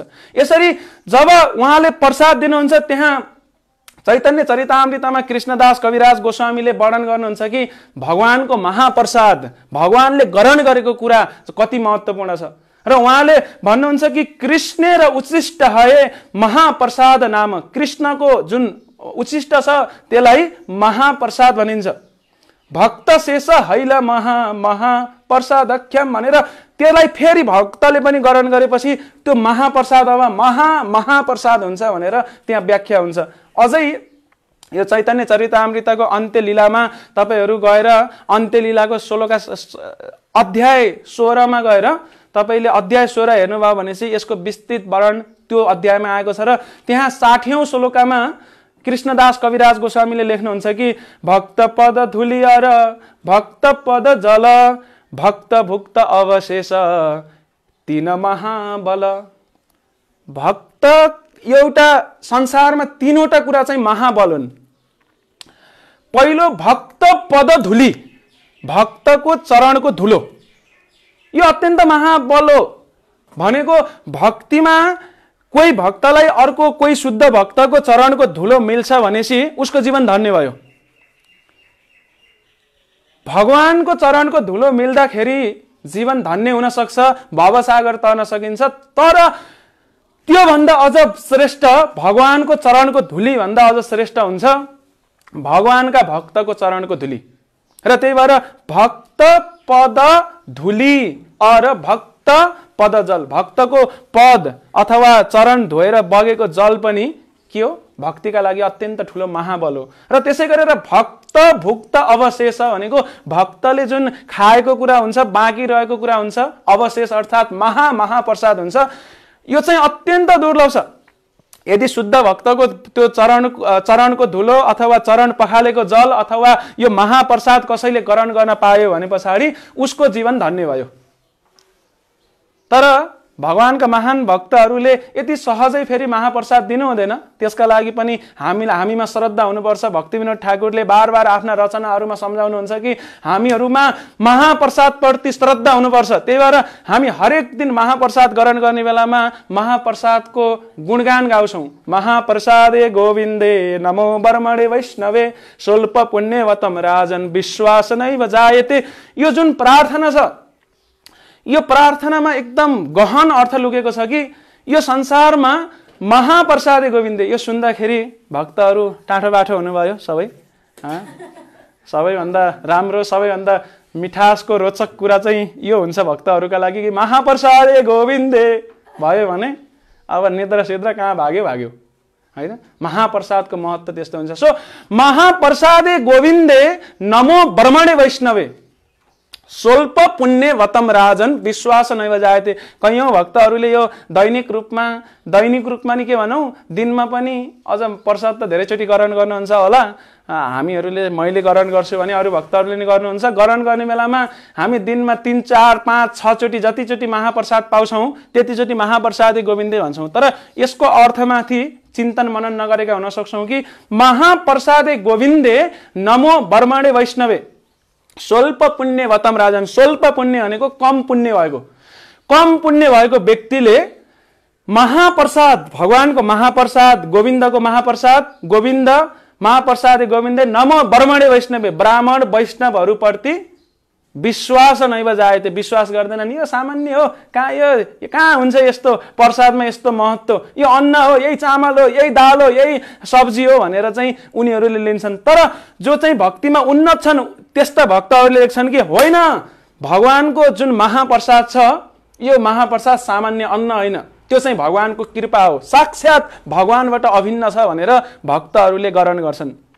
त्यही भएर यो प्रसङ्ग चाहिँ चैतन्य चरितामृतमा वर्णन आएको छ र हामी यो चैतन्य चरितामृतकोबाट चाहिँ धेरै कुराहरू वर्णन गर्न सक्छौँ। उनै भक्त ती जो कृष्णदास अथवा कालिदास केही नाम गरेका म अलिकति कन्फ्युज भएँ। उनी जब बङ्गालमा थिए, बङ्गालमा हुँदाखेरि उनी एकदम महान भक्त, तर उनको एउटा स्वभाव के हुन्थ्यो भनेपछि, सोचाइ व्यवहार के हुन्थ्यो भनेपछि, उनी भक्तहरूको महाप्रसाद म कहाँबाट ग्रहण गर्न सक्छु है, कहाँ गएपछि म भक्तको महाप्रसाद पाउन सक्छु भनेर उनी भक्तहरूको घर जान्थे र भक्तहरूको घर गएर आफूलाई महाप्रसाद दिनलाई अनुरोध गर्थे। तर आफूले खाएको जुठो भोजन त अरूलाई त दिँदैन, तैपनि उनी लुकी छिपी भए पनि अरूले फालेको भाँडाहरू, जुठो भाँडा चाटेर भए पनि यसरी आफू भक्तिमा अगाडि बढ्थे। एकपटकको कुरा हो, त्यहाँ बङ्गालमा एकजना भक्त हुनुहुन्थ्यो झाडु ठकुर भन्ने नाम गरेका, र ती झाडु ठकुर अत्यन्त महान भक्त हुनुहुन्थ्यो। तर त्यो बेलामा भनाइको हिसाबले कथित तल्लो जातको हुनुहुन्थ्यो, कथित तल्लो जातको। म यहाँ भन्दैछु कथित, किनभनेपछि आजभोलि यो जुन जाति प्रथा छ हाम्रो नेपालमा अथवा भारतमा हेर्ने भनेपछि यो जाति प्रथाले निकै विकृत रूप लिएको छ। आजभोलि कोही व्यक्तिलाई ब्राह्मण किन भनिन्छ? यदि ऊ ब्राह्मण कुलमा जन्मिया छ भनेपछि। तर शास्त्रले भन्छ कि यो जन्म चाहिँ खासमा जन्म यो कुन चाहिँ जात अथवा कुन चाहिँ वर्णको व्यक्ति हो भनेर छुट्याउने आधार होइन। गीतामा भगवानले भन्नुहुन्छ कि ब्राह्मण क्षेत्री वैश्य शूद्राणां च परन्तप कर्माणि परिविभक्तानि स्वभाव, अर्थात् कर्म र त्यो अनुसारको स्वभावको आधारमा व्यक्तिको वर्ण निर्धारण हुन्छ। जो व्यक्ति बुद्धिमान छ त्यो चाहिँ ब्राह्मण कहलिन्छ। जो प्रशासनिक खालको व्यक्ति छ त्यो व्यक्ति अथवा जो चाहिँ सेना सिपाही टाइपको सुरक्षा गर्ने क्षमता भएको व्यक्ति त्यसलाई भनिन्छ क्षेत्रीय, र जो चाहिँ व्यापार व्यवसाय गौरक्षा कृषि गर्छ उसलाई वैश्य भनिन्छ, र कामदार वर्गलाई शूद्र भनिन्छ। त्यही भएर यहाँ महत्त्वपूर्ण कुरा के हो भनेपछि कर्म चाहिँ वर्ण निर्धारण गर्ने आधार हो, र यो निकै वैज्ञानिक छ। एउटा अर्गनाइजेसन भनौँ, एउटा संस्थामा एउटा व्यक्ति अध्यक्ष हुन्छ, कोही सचिव, कोही कोषाध्यक्ष, कोही सदस्य, अथवा कोही चाहिँ त्यसमा आबद्ध सामान्य आजीवन सदस्य, यस्ता सदस्यहरू हुन्छन्। र अहिले यो वर्ण व्यवस्थाको विरोध गर्ने व्यक्तिहरूले के भन्छन् भनेपछि होइन यो वर्ण खारेज गर्नुपर्छ, ब्राह्मण क्षेत्री वैश्य शूद्र सब खारेज गर्नुपर्छ, सब बराबर, आध्यात्मिक दृष्टिकोणबाट सबै बराबर। हामी पनि भन्छौँ आध्यात्मिक दृष्टिकोणबाट के महिला के पुरुष, के ब्राह्मण के क्षेत्री, के अमेरिकन के नेपाली, सबै समान। किनभने हामी आत्मा हौ, शरीर होइनौँ। र जुन आत्मा छ त्यो आत्मा जीवेर स्वरूप है कृष्ण र नित्य दास। जीवको स्वभाव भनेको कृष्णको नित्य सेवा गर्नु हो। हरेक जीव कृष्णको नित्य दास भए पछाडि हामी सबै समान भयौँ कि भएनौँ? आध्यात्मिक दृष्टिकोणबाट त असमानता भन्ने कुरा नै छैन। र यहाँ हामी यही संसारमा शरीरको हिसाबले हेर्ने हो भने पनि यो जुन ब्राह्मण क्षेत्री वैश्य शूद्रको जुन व्यवस्था शास्त्रमा वर्णाश्रम पद्धतिको व्यवस्था छ यो विभेद गर्नका लागि बनाएको होइन, यो चाहिँ वैज्ञानिक हिसाबले समाजलाई अगाडि लैजानका लागि बनाएको हो। जसो कि मैले यहाँ उदाहरण दिँदैछु, जसले यो सबै खारेज भएर सबै समान हुनुपर्छ, बराबर जात वर्ण केही पनि हुनुहुँदैन भनेर जसले दाबी गर्छन् उनीहरूलाई हामीले प्रश्न गर्न सक्छौँ कि एउटा संस्था अध्यक्ष, सचिव, कोषाध्यक्ष, यी पदाधिकारी, सदस्य, आजीवन सदस्य बिना चल्छ? किन त्यहाँ चाहिँ कसैलाई अध्यक्ष बनाइन्छ, कसैलाई सचिव बनाइन्छ? अध्यक्ष मतलब जसको चाहिँ बुद्धि चल्छ, सचिव मतलब जसले लेखापढीको कार्य गर्छ, कोषाध्यक्ष जसलाई चाहिँ व्यापारको अथवा जसले अर्थ आदि इत्यादिको हिसाब किताब राख्न सक्छ। भने पछाडि एउटा संस्था चल्नका लागि कोषाध्यक्ष चाहिने, ब्राह्मण अथवा अध्यक्ष चाहिने, सचिव चाहिने, र मानव समाज चल्नका लागि के वर्णाश्रम नचाहिने? तर वर्णाश्रम अहिले विकृत भएको छ, यो दुःखद कुरा हो। त्यही भएर वर्णाश्रम विकृत हुनु चाहिँ यो दुःखद कुरा भएको हुँदाखेरि हामीहरूले चाहिँ त्यही भएर यो हाम्रो अभियानले प्रभुपादजीले भन्नुहुन्छ कि श्रील प्रभुपादजीले कि हामीहरूले चाहिँ वास्तविक दैवी वर्णाश्रमलाई मानव समाजमा फेरि जागृत गर्नु छ।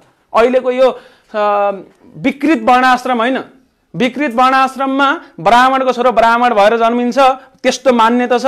भलै त्यो ब्राह्मणको छोरा यदि ऊ चाहिँ विदेशमा गएर कुकुरको मासु खाने, गाईको मासु खाए नि भएर निस्के पनि समाजको मान्यता अनुसार उसलाई ब्राह्मण भनिन्छ? हुँदैन। यदि ब्राह्मण कुलमा जन्मेर उसले निकृष्ट कार्य गर्छ भने चाहिँ ऊ चाहिँ कुकुरको मासु खान्छ भने चाण्डाल हुन्छ, चारवटा वर्णभन्दा पनि तल गिर्छ।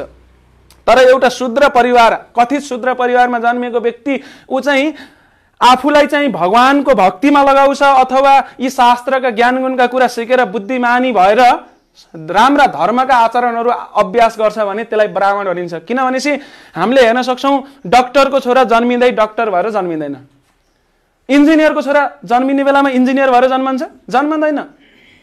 एउटा किसानको छोरा पनि डाक्टर हुन सक्छ आफूले मेहनत गरेर कर्म गरेर, र डाक्टरको छोरा पनि किसान हुन सक्छ यदि उसले डाक्टरी पढेन भनेपछि। त्यही भएर जन्म चाहिँ यो प्रधान फ्याक्टर कारण होइन। त्यही भएर यहाँ चाहिँ ती झाडु ठकुर जुन थिए ऊ चाहिँ कथित रूपमा तल्लो जातका कहलिन्थे। तर उनको सन्दर्भमा एउटा महत्त्वपूर्ण कुरा हामीले के बुझ्न जरुरी छ भनेपछि उनी कथित रूपमा तल्लो मानिए पनि उनी ब्राह्मण भन्दा पनि माथि श्रेष्ठ थिए।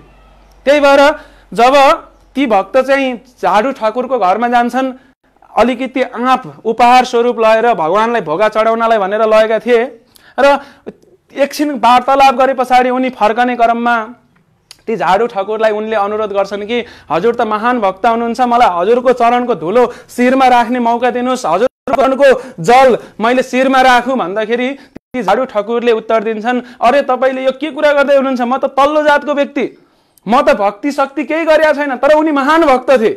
तर उनले भन्छन् म भक्त होइन, भक्तिको अलिकति मात्र पनि लेस मात्र पनि ममा मेरो हृदयमा भक्ति छैन, त्यही भएर यस्तो कुरा नगर्नुहोस् भने पछाडि त अब त्यो बेलामा उनले झाडु ठाकुरलाई भन्छन् कि वैष्णव भनेको को हो त? वास्तवमा वैष्णव भनेको चाहिँ कोलाई वैष्णव भन्ने के? त्यही भएर त्यहाँ शास्त्रमा पनि यस्ता सिद्धान्तहरू आउँछन् कि नमे भक्त चतुर्वेदी मद्भक्त सोपाच पिरे। 4 वेद जानेको, संस्कृत पढेको सबै धुरन्धर पण्डित महान विद्वान चाहिँ भगवानको प्रिय हुन्छ भन्ने केही छैन, भगवानलाई प्राप्त गर्छ भन्ने केही छैन। नमे भक्त चतुर्वेदी मद भक्त सोपाच पिरे। मेरो भक्त कुकुरको मासु खाने परिवारमा जन्म लिएको छ भने पनि यदि मेरो भक्ति गर्छ भने त्यो मेरा लागि प्रिय छ। भगवानले यो कुरा वर्णन गर्नुहुन्छ। त्यही भएर यो निकै महत्त्वपूर्ण कुरा जब झाडु ठाकुरलाई ती व्यक्तिले, ती भक्तले सुनाउँछन्, त्यस पछाडि अब यो वार्तालाप चल्छ र उनी आफ्नो घर फर्कने क्रममा झाडु ठाकुर पनि केही समयसम्म उनलाई छोड्नका लागि गइराखेका थिए। बाटोमा गएर फर्कने क्रममा ती कृष्णदास चाहिँ लुकेर बसेका थिए र लुकेर बसेपछि जब उनी फर्कन्छन्, जहाँ जहाँ उनले पाइला राखेका थिए, खुट्टा राख्दै चरण टेक्दै गएका थिए, त्यहाँ त चिन्ह थियो, धुलोको माटोमा त चिन्ह थियो धुलोमा। र त्यो धुलो लिएर कृष्णदासले आफ्नो शरीरभरि जतासुकै दल्न सुरु गर्छन्। भक्तको चरण धुली यो चाहिँ महाबल हो भन्दै। हामीले यहाँ महत्त्वपूर्ण कुरा बुझ्न जरुरी छ। यो भक्तको चरण धुली महत्त्वपूर्ण बल हो, महाबल हो। उनले शरीरभरि त्यो चरण धुली छर्कन सुरु गर्छन् र नजिकै तिनै झाडु ठाकुरको घर नजिकै गएर लुकेर बस्छन्। र त्यसपछि झाडु ठाकुरले श्रीमतीलाई चाहिँ त्यो जुन आँप छ उनले गिफ्ट लिएर दिएको, उपहार लिएर दिएको, त्यो चाहिँ भगवानलाई चढाउन भनेर चढाए पछाडि चाहिँ अब उनीहरूले ग्रहण गर्छन् र ग्रहण गरे पछाडि झाडु ठाकुर र उनकी श्रीमतीले खाएको जुन आँपको खोया छ बाँकी भाग, त्यो चाहिँ नजिकै लगेर डस्टबिनमा फ्याँक्नुहुन्छ। र त्यो कुरा त कसले हेरेर बसिरहनु भएको थियो? ती भक्तले हेरेर बसिरहनु भएको थियो, कृष्णदासले। र त्यसपछि उहाँहरू घरमा प्रवेश गरेपछि त्यही आँपको खोया, त्यो जुठो उहाँले चाट्न सुरु गर्नुहुन्छ र त्यसबाट भाव विभोर भएर भक्तको महाप्रसाद खाएको हुँदाखेरि भाव विभोर भएर भक्ति गर्दै नाच्न गाउन सुरु गर्नुहुन्छ। त्यही भएर भगवानका भक्तहरूको महाप्रसाद चाहिँ अत्यन्त दुर्लभ छ, अत्यन्त दुर्लभ छ। यदि हामी भक्तको चरण धुली, भक्तको महाप्रसाद, भक्तको चरण जललाई सामान्य सोचेर त्यसलाई यदि त्याग गर्छौं, नेग्लेक्ट गर्छौं भने पछाडि त्यो जतिको विडम्बनापूर्ण कुरा, त्यो जतिको दुःखद कुरा केही पनि हुन सक्दैन। जस्तो हामीहरूले कृष्ण लीलाको जहिले पनि चर्चा गर्छौं। कृष्ण लीलामा हामीले कालिया दमनको लीला, भगवानको कालियासँगको जुन युद्ध भएको थियो, कालियालाई परास्त गरेर उहाँले समुद्र पठाएको लीलाहरू जुन अत्यन्त चर्चा गर्छौं, धेरैले चर्चा गर्छन्। तर कालियालाई कसरी सौभाग्य प्राप्त भयो कि भगवान श्रीकृष्णले कालियाको शिरमा आफ्नो चरण राखिदिनु भयो? योतिर हामी विचार नगरेका हुन सक्छौं कि हामीहरूलाई यो कालियाको पूर्व जन्मको बारेमा केही जानकारी हुन जरुरी छ। पूर्व जन्ममा कालिया चाहिँ एकजना राजा थिए वास्तवमा, र ती राजालाई भेट्नका लागि यो काञ्ची प्रदेश जुन तमिलनाडु दक्षिण भारतमा भएको घटना हो, त्यहाँ चाहिँ नारद मुनि उनलाई, ती राजालाई भेट्न आउनुहुन्छ र नारद मुनिले के गर्नुहुन्छ? कालियालाई भगवानको कथा सुनाउन सुरु गर्नुहुन्छ।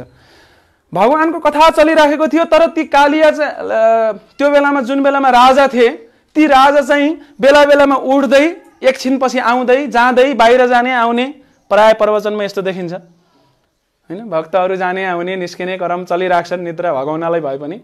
कि उहाँहरू के गर्नुहुन्छ? बाहिर जानुहुन्छ, फेरि एकछिनपछि आउनुहुन्छ, फेरि बस्नुहुन्छ, एकछिनपछि फेरि जानुहुन्छ। नारद मुनिलाई अचम्म लाग्छ। अनि नारद मुनिले उनलाई सोध्नुहुन्छ कि ए राजन, तपाईँ के गर्दै हुनुहुन्छ भन्दाखेरि राजाले चाहिँ निकै दुखी भएर भन्छन्, हे नारद मुनि, मलाई हजुरको प्रवचन रोचक नभएर, हजुरको प्रवचन मन नपरेर म जाने आउने गरे होइन, तर मेरो एउटा समस्या छ। मेरो शरीरमा एउटा रोग छ, मलाई अहिले डिसेन्ट्री अर्थात् आउँ भइराखेको छ।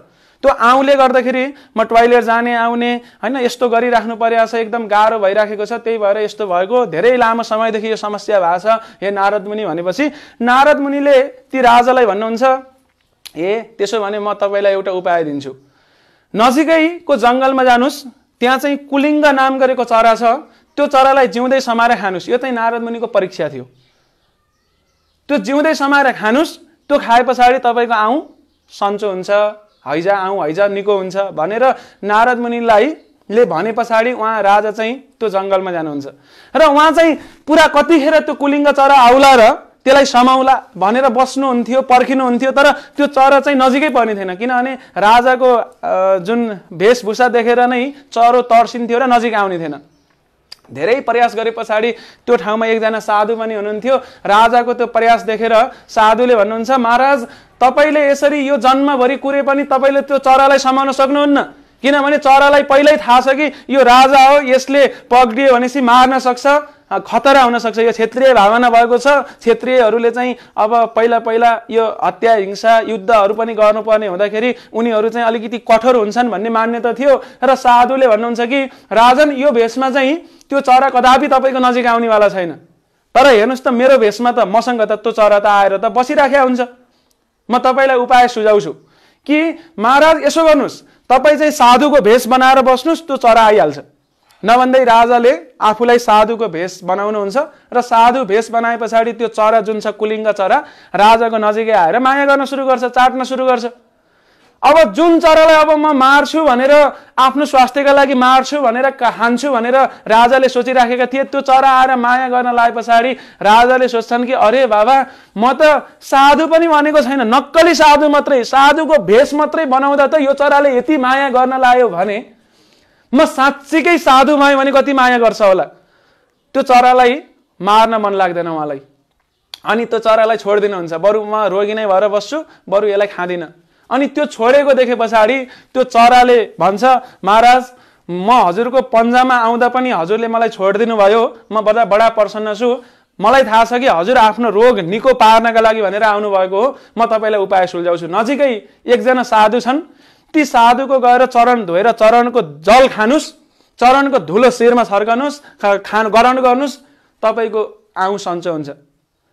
त्यो सुने पछाडि राजा प्रसन्न भएर नजिकैको त्यो साधुलाई भेट्न जान्छन् र साधुको चरण धुनका लागि भनेर अगाडि बढेको त साधुले कति वर्षदेखि त्यो खुट्टा धोएका थिएनन् होला, त्यहाँ घाउ भइराखेको, पिप भइराखेको, फोरै फोर, हेर्दै घिन लाग्ने खुट्टा। उनी चाहिँ नाक थुन्दै थुन्दै तै पनि बाध्यताले के गर्ने, आफ्नो रोग त निको पार्नु पर्यो। उनले चाहिँ चरण धुली गर्न सुरु गर्छन् र चरण धुली बल्ल बल्ल बल्ल बल्ल एउटा खुट्टा सक्छन्, अर्को खुट्टा पनि धुन्छन् र त्यो गरे पछाडि त्यो यस्तो फोहोर थियो कि अब खाने भन्ने त त्यो सोच्न पनि सकेनन् उनले। त्यस पछाडि त्यो चरणको जल जुन छ, धोएको जल, त्यो चाहिँ के अरे आफ्नो शिरमा टाउकोमा छर्कन्छन् र त्यति मात्र गरेर खाँदैनन्। त्यस पछाडि ती साधुले भन्छन् कि, साधुले त परीक्षा लिइरहनु भएको थियो र ती राजालाई भन्छन्, हे राजन तिमीले अहिले मेरो जुन चरणको जलको अपमान गर्यौ, तिमीले मुखमा चाहिँ चरण जल राखेनौ, त्यही भएर तिम्रो मुखमा चरण जल प्रवेश नगरेको हुँदाखेरि तिमी अर्को जन्ममा जब सर्प भएर जन्मिनेछौ, नाग भएर, त्यो बेलामा तिम्रो मुखमा विष आउनेछ। तर तिमीले अलिकति मात्र भए पनि जल आफ्नो शिरमा छर्केको हुँदाखेरि अर्को जन्ममा तिम्रो शिरमा टाउकोमा चाहिँ भगवान कृष्णले आफ्नो चरण राखिदिनु हुनेछ भनेर ती साधुले भनेको हुँदाखेरि त्यही अनुसार कालिया जब नाग रूपमा आउँछन् त्यो बेलामा भगवानले के गर्नुहुन्छ, उहाँको कालियाको शिरमा चाहिँ आफ्नो चरण राखिदिनुहुन्छ। त्यही भएर भगवानको चरण सानो सौभाग्यले प्राप्त हुँदैन। यदि हामीलाई भगवानका भक्तहरूको तीनवटा कुरा जुन हामीले चर्चा गरिराखेका छौँ, भक्त पदधुली, भक्त पदजल, भुक्त अवशेष, तीन महाबल, यो तीनवटा महाबल प्राप्त हुने कुराहरू ग्रहण गर्यौं भनेपछि हाम्रो जीवन अवश्य पनि धन्य हुन्छ। र यहाँ चाहिँ यो प्रसङ्गमा आजको जुन यो श्लोक छ, यो श्लोकमा ती द्वारिकावासीहरू, भगवानका परिवारका सदस्यहरू जो चाहिँ प्रवास क्षेत्रमा गएका छन्, उनीहरूले के गर्छन्, वैष्णवहरूलाई भोजन गराउँछन्, उहाँहरूको महाप्रसाद ग्रहण गर्छन्, सम्मान गर्छन्। त्यही भएर यो चाहिँ सभ्य समाजमा हुन जरुरी छ। सभ्य समाजले गाईको रक्षा गर्नुपर्छ। यदि गाईको रक्षा नगर्यो भनेपछि प्रकृतिले निकै भयंकर बदला लिनुहुन्छ, रियाक्सन दिनुहुन्छ। शास्त्रमा यस्ता धेरै घटनाहरू छन्। हामीलाई लाग्छ कि यस्ता कोरोना जस्ता विभिन्न कोरोना, भूकम्प आदि इत्यादि जस्ता प्रकोपहरू कतै यही गाई गो हत्याको बदला प्रकृतिले त लिँदै हुनुहुँदैन। त्यही भएर हामीले सोच्नुपर्छ कि गाई हाम्री आमा हुनुहुन्छ र आमाको संरक्षण गर्नु भनेको पुत्रको, छोराछोरीहरूको, पुत्रपुत्रीको कर्तव्य हो। त्यही भएर यदि गाईको संरक्षण हुँदैन, भक्तहरूको संरक्षण हुँदैन भने त्यो समाज चाहिँ एक दिन निश्चित रूपमा त्यो विध्वंस हुन्छ। र आज चाहिँ मलाई जहाँसम्म लाग्छ समय मैले धेरै लिएँ जस्तो लाग्छ, 9 बजीसम्म थियो र धेरै कथा प्रवचनहरू जुन हामीहरूले चर्चा गरौँला भनेर सोचेका थियौँ। अफकोर्स सबै कुराहरू समयको पाबन्दीले चर्चा गर्न नसके पनि हामी यही सार ल्याउँ कि यदुवंशीहरू सिभिलाइज सभ्य हुनुहुन्थ्यो। त्यही भएर उहाँहरूले यो जुन महाप्रसादको अथवा गाईको अथवा ब्राह्मणहरूको चाहिँ निकै उच्च सम्मान गर्नुहुन्थ्यो। र भगवानलाई हामीले प्रार्थना गर्छौँ, नमो ब्रह्मण्य देवाय गो ब्रह्मण्य हिताय च जगत हिताय कृष्णाय गोविन्दाय नमो नमः। भगवानले गाईलाई, ब्राह्मणलाई, यो जगतलाई सबैलाई रक्षा गर्नुहुन्छ, ब्राह्मणहरू भक्तहरूलाई रक्षा गर्नुहुन्छ। र यसरी कृष्णको नामै गोपाल छ। गोको एउटा अर्थ हुन्छ गाई, पृथ्वी पनि हुन्छ, इन्द्रिय पनि हुन्छन्, धेरै अर्थहरू छन्। तर हामी यहाँ आजको परिवेश अनुसार चर्चा गर्दाखेरि गोपाल, जसले गाईलाई पालन गर्नुहुन्छ, त्यस्ता कृष्ण चाहिँ, त्यस्ता भगवान चाहिँ कृष्ण हुनुहुन्छ। त्यही भएर हामी कृष्णको भक्तिमा लागिसके पछाडि त हाम्रो अझ स्वाभाविक कर्तव्य हो कि आजभोलि गाईले निकै पीडा पाइरहेका छन् र बेला बेलामा नेपालमै पनि निकै जघन्य अपराधहरू, महा अपराधहरू भइरहेका पनि सुनिन्छ कि हामीहरू चाहिँ अहिले यो गाईलाई बचाउनका लागि हैन, अब हाम्रो इस्कन नेपालको पनि अहिले अभियान चलिरहेछ। काठमाडौँमा मन्दिरमा गाईहरू हुनुहुन्छ। अहिले हाम्रो तिलोत्तमामा पनि अहिले गाईको पालन भइराखेको छ। अझ विशेष गरेर रोडमा छोडेका हैन एकदम ती असहाय गाईहरूको पालन भइराखेको छ। र अवश्य पनि यो पालन गरेपछि गाईले हामीलाई आशिष दिनुहुन्छ, कृपा गर्नुहुन्छ, यसमा त कुनै शङ्का छैन। हाम्रो सरदेव कृपालु गौर सुन्दर प्रभु पुरा त्यहाँ सरदेव पत्री प्रभुको आदेश अनुसार, इच्छा अनुसार पुरा लागि पर्नु भएको छ र अरू भक्तहरूले उहाँलाई साथ दिइरहनु भएको छ। पुरा इस्कन नेपाल पनि अहिले गाईको रक्षा गर्नका लागि लागि परेको छ। र हामी निकट भविष्यमा गाईले जुन दुःख पाइराख्नु भएको छ यो देख्न नपरोस्। यो एकदम पीडादायक, पीडाजनक यो दृश्य फेरि देख्न सुन्न नपरोस्। हामी यो प्रार्थना गर्न सक्छौँ र भगवानको महाप्रसादलाई अझ बढी श्रद्धाले ग्रहण गर्न सक्छौँ। महाप्रसादे गोविन्दे। सबै भक्तहरू खुसी हुनुभयो र यहाँ लाइभमा सुन्नुभएको भक्तहरू पनि प्रसाद सम्झेर खुसी हुनुभएको होला भन्ने मेरो आशा छ। र मलाई जहाँसम्म लाग्छ हाम्रो प्रवचन अहिले यति नै रोकौँ। यदि प्रश्नहरू आएका छन् भने हामी केही चर्चा गर्न सक्छौँ। प्रश्नहरू केही छन्? सोध्न सक्नुहुन्छ। के छ? मेरो एउटा प्रश्न के छ भने प्रभुजी, यदि भक्तिमा घरको सबै परिवार एकबद्ध छैनन् भने यस्तो अवस्थामा भक्तिलाई हामीले कसरी अगाडि बढाउन सकिन्छ भनेर आजको प्रवचन अनुसार तपाईँले धेरै ठ्याक्कै विचार गर्नुहोस् न। हजुर यदि भक्तिमा हुनुहुन्छ भने घरका परिवारका सदस्यलाई भक्त बनाउनलाई हामीहरूले गरेको प्रवचन खासै मन नपर्न सक्छ। किनभने यो स्वाभाविक हो कि धेरै भक्तहरू हुनुहुन्छ। प्राय जसो हाम्रो इस्कनमा चाहिँ धेरै के देखिन्छ भनेपछि युवा युवतीहरू छिटो आकर्षित भएर भक्त बन्नुभएको छ।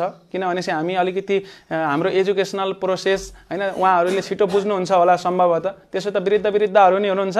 र युवा युवतीहरू भक्त बने पछाडि उहाँहरूले सोच्नुहुन्छ कि मेरो घरमा बुवालाई, आमालाई अथवा अरू परिवारका छरछिमेकी इष्टमित्रहरूलाई पनि म भक्त बनाऊ भनेर। तर भइदिन्छ कि भनेपछि प्राय जसो परिवारका सदस्यहरू भक्त हुँदैनन्, बरु अरू अन्य व्यक्तिहरू भक्त हुन्छन्, टाढा टाढाका व्यक्तिहरू भक्त हुन्छन्। तर घरकालाई भक्त बनाउन सबैभन्दा गाह्रो हुन्छ। अनि मलाई धेरैले प्रश्न यही सोध्नुहुन्छ कि कसरी घरकालाई पनि भक्त बनाउन सकिन्छ। र धेरैले प्रयास के गर्नुहुन्छ भनेपछि अब बालाई भक्त गराउनु पर्यो, प्रवचन गर्नु पर्यो। बालाई अब एकदम मिठो प्रवचन गर्छु र अनि उनलाई कन्भिन्स गर्छु, 7 डेज कोर्स दिन्छु अनि भक्त बनाउँछु। हुँदैन। बुवाले चाहिँ त्यो प्रवचन सुनेर अब जति नै जे भए पनि बुवाका लागि छोरा अथवा छोरी भनेको बच्चा छोरा नै हुन्छन्। जति नै जानेको भए पनि उनीहरूले त्यति धेरै त्यो प्रवचन सुनेर मक्ख पर्दैनन्।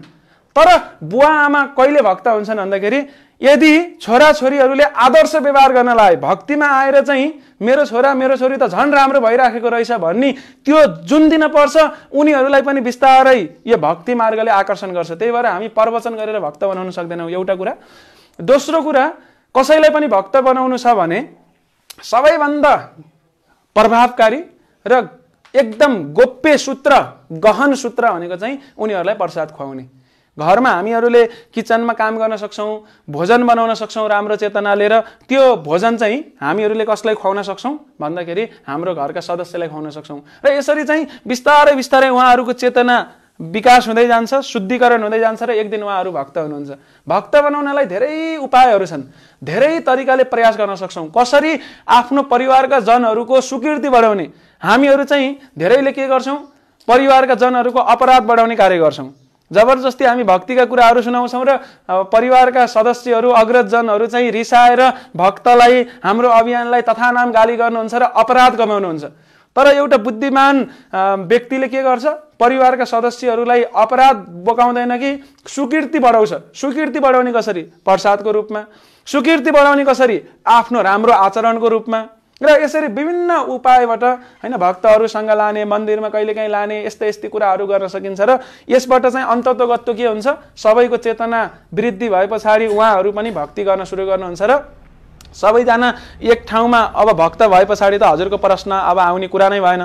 त्यही भएर भक्तिमा हामी कसरी एकताबद्ध भएर अगाडि बढ्न सक्छौँ भन्दाखेरि हामीहरूले चाहिँ जबरजस्ती दबाब दिनु हुँदैन। हामीले आफ्नो तर्फबाट आफ्नो कर्तव्यलाई अझ राम्रोसँग पालना गर्दै गए पछाडि उहाँहरूले, यदि उहाँहरू भक्तिमा आउनुभयो भने राम्रो भयो, होइन भने नि तपाईँ राम्रो हुनुभयो भने परिवारका जनहरूले तपाईँलाई अवरोध गर्दैनन् र तपाईँलाई पनि सपोर्ट गर्छन्। र यसरी चाहिँ हामी अलिकति म्याच्योर हुनुपर्छ हैन। म्याच्योर भनेको परिपक्व हुनुपर्छ। परिपक्वता बिना प्रचार गर्न गाह्रो छ।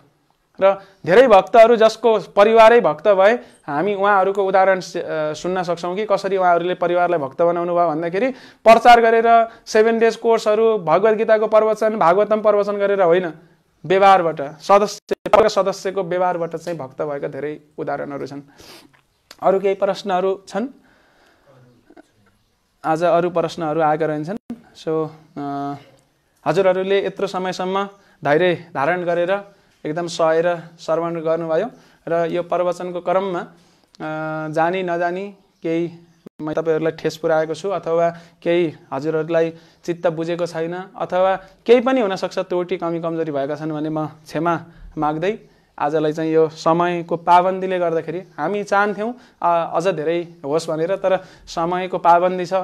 त्यही भएर हामी यसलाई अहिले यतिमै टुङ्गाउन बाध्य छौं र फेरि पनि हामी हजुरहरूलाई यो जुन लकडाउनको बेला छ, कोरोना संक्रमणको बेला छ, आजभोलि कस्तो देखिन्छ भनेपछि दुईवटा विपरीत धारहरू देख्छन्। एउटा चाहिँ भगवानले रक्षा गर्नुहुन्छ, मैले गर्न पर्दैन भन्ने खालको, मैले चाहिँ जे गरे नि हुन्छ, भगवानले रक्षा गर्नुहुन्छ, राखे कृष्ण लियो राख्ने, मारे कृष्ण लियो मार्ने, यस्तो खालका भक्तहरू छन् एउटा धार। अर्को धारका व्यक्तिहरू छन् जसलाई भगवानप्रति विश्वासै छैन। तर अहिलेको समयको परिस्थिति के हो भनेपछि हामीले आफ्नो तर्फबाट गर्नुपर्ने कर्तव्य गरौँ। जस्तो अहिले लकडाउन छ, आफू घरमा बसेर सुरक्षित भएर भक्ति गर्न सक्छौं, धेरै पुस्तकहरू पढ्न सक्छौं, प्रभुपादजीले लेखेका, राम्रोसँग माला जप गर्न सक्छौं र यसरी हामी बाहिर हैन यो सामाजिक दूरी मेन्टेन गर्ने यस्ता कुराहरू हाम्रो कर्तव्यका कुराहरू हुन्।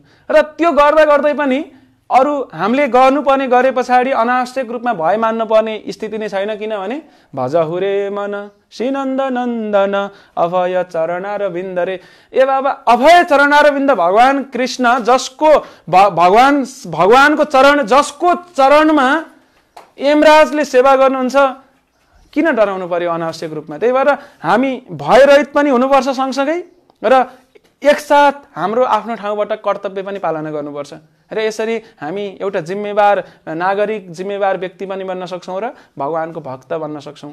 यसरी यो लकडाउनको अवधिमा हजुरहरूलाई सतर्क हुनलाई म फेरि अनुरोध गर्दै आजको यो प्रवचनलाई, यो शब्द ध्वनिलाई यही विश्राम गर्दैछु। श्रील प्रभुपाद की हरे कृष्ण हरे कृष्ण कृष्ण कृष्ण हरे हरे हरे राम राम राम हरे हरे राधा वेणी माता भगवान जगन्नाथ बलदेव सुभद्रा गौनिताई की, श्रील प्रभुपाद की, अनंत कोटि वैष्णव वृंद की, श्रीमद् भागवतम अमल पुराण की जय।